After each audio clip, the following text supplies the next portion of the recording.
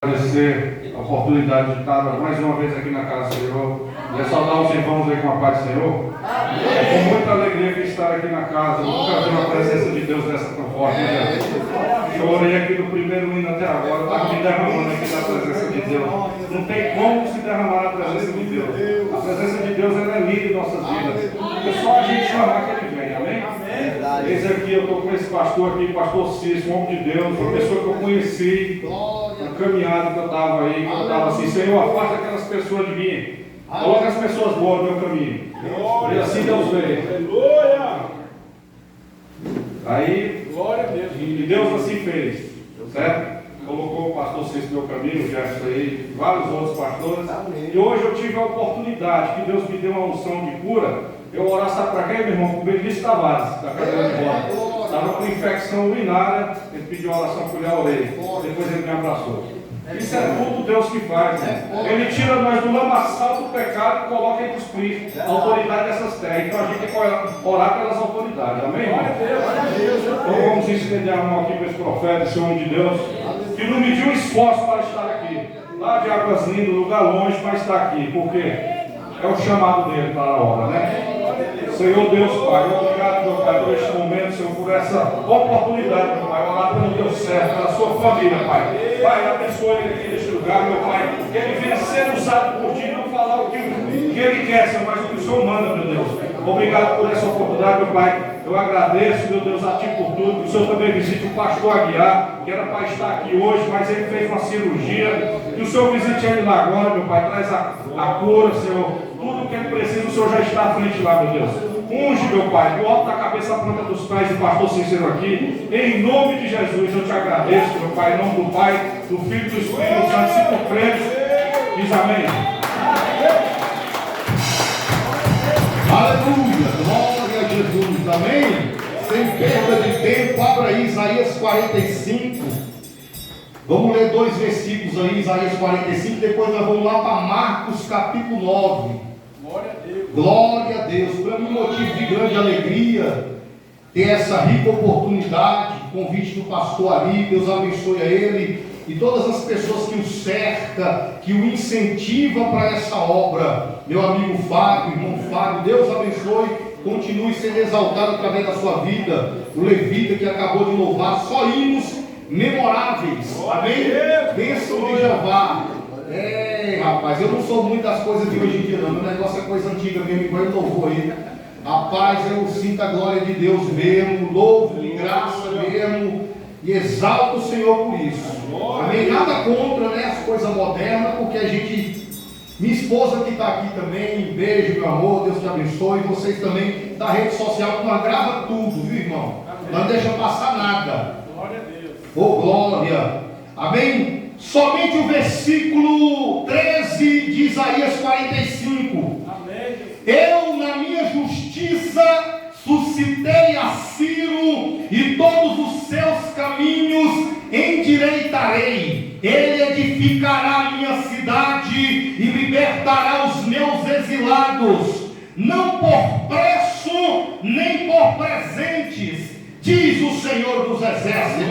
Vai lá em Marcos capítulo 9, eu vou esperar, a hora voa, mas quem está preocupado com a hora já pode ir embora, aleluia. Mas a gente tem senso de humor aqui e também não quer estressar ninguém, amém? Marcos capítulo 9, quem encontrou, diga glória a Deus. Eu vou ler para não perder muito tempo, a partir do versículo 14, a cura de um jovem lunático, amém? Amém. Quando eles se aproximaram dos discípulos, viram numerosa multidão ao redor, e eis que os escribas discutiam com eles. Logo toda a multidão, ao ver Jesus, tomada de surpresa, correu para ele e o saudava. Então ele interpelou os escribas: que é que discutis com eles? Um dentre a multidão respondeu: mestre, trouxe-te o meu filho que tem um espírito mudo. Diga comigo: espírito mudo.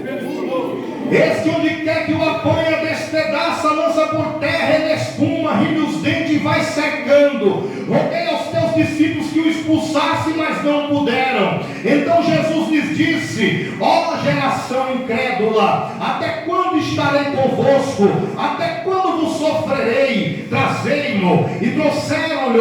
Quando ele viu a Jesus, o Espírito imediatamente o agitou com violência.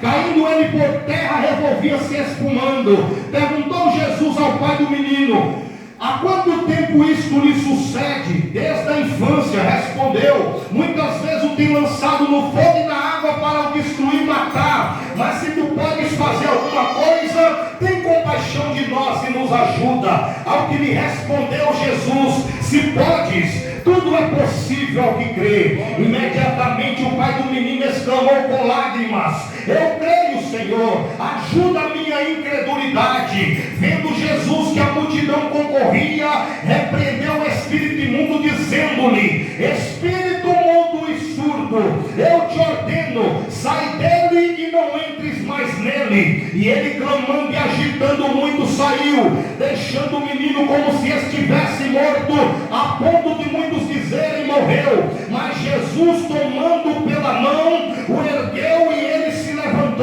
Quando entrou em casa, os seus discípulos lhe perguntaram em particular: por que não podemos nós expulsá-lo? Respondeu-lhes Jesus: esta casta não pode sair por meio de coisa alguma, a não ser com oração e jejum. Repita comigo: esta casta não pode sair por meio de coisa alguma, a não ser com oração e jejum. Senta dando o teu melhor glória. Aleluia, aleluia. Se alguém falou para você que o pastor Cícero sabe pregar, essa pessoa ela quis só me elogiar, porque eu não sei pregar. Amém? Mas se alguém falou para você que Jesus é lindo, que Jesus é cheiroso, ela não falou nem a metade de tudo que ele é, porque ele é lindo, cheiroso, maravilhoso, batiza com o Espírito Santo, leva para morar na eternidade, e tu está aqui por causa dele. Em uma certa forma, Jesus estava no deserto pregando para os discípulos, pregando para uma grande multidão. E ele falou para os discípulos: olha, eu tenho pena da multidão, porque há 3 dias eles estão comigo. Estão com quem? Ué, Jesus, o senhor não está sendo muito arrogante, não? O senhor não está só, por que o senhor não fala que ele está conosco e fala que está comigo? Porque ninguém está aqui por causa do pastor Cícero, ninguém está aqui por causa do pastor Ali, a multidão está aqui por causa de Jesus. Então você veio aqui não foi para ver eu, foi para ver Jesus, para sentir Jesus, para ouvir a voz dele. Jesus, aleluia, vai multiplicar pão. Presta atenção. Aí Jesus, ele multiplica o pão, e ele vai alimentar quem? A multidão. Só que o interessante é que ele não dá o pão direto na mão da multidão, ele entrega para os seus discípulos, e os discípulos então repassam para a multidão. Por quê? Porque quem quiser comer alguma coisa da mão de Jesus, tem que respeitar o discípulo de Jesus, tem que obedecer também o discípulo de Jesus.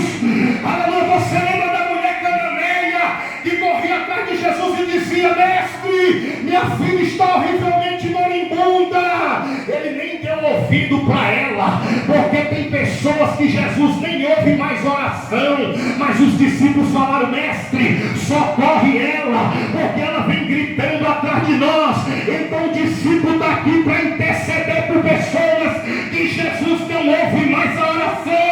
Respeita o discípulo de Jesus, porque tem gente que eu só ouço Jesus, né? Eu não ouço mais ninguém. Quer mandar de mim? Não. É que na verdade tem pessoas que Jesus não permite eles ter aproximação tete a tete, por causa da condição, para a pessoa entender em qual condição espiritual ela se encontra. Então por isso que existem intercessores, oradores. Você lembra que quando Moisés levantava a mão em cima do monte, o povo vencia a guerra lá embaixo, mas quando ele abaixava a mão, o povo perdia a guerra. Ei! Às vezes, Josué, quando vence a guerra, ele não tem que bater no peito cheio de orgulho e achar que é bom de briga. É porque tem algum Moisés em cima de algum monte. de mão erguida, intercedendo pela vida dele. Tem muitos casamentos aqui que não foi destruído porque tem um pastor, uma missionária em cima de algum monte, em algum quarto, do joelho dobrado, intercedendo pela tua vida. O Ciro aqui, ele vai representar alguém que Deus escolhe, para a gente entender, meus irmãos, que Deus não tem limite.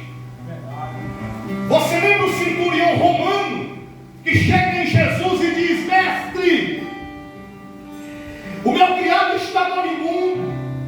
Jesus, como é um homem que ele respeita a autoridade, vê o centurião romano fardado, ele diz: então vamos lá que eu vou curar. Ele: não, eu não sou digno de que tu entre debaixo do meu telhado. Porque ele sabe que ele é romano e Jesus é um judeu.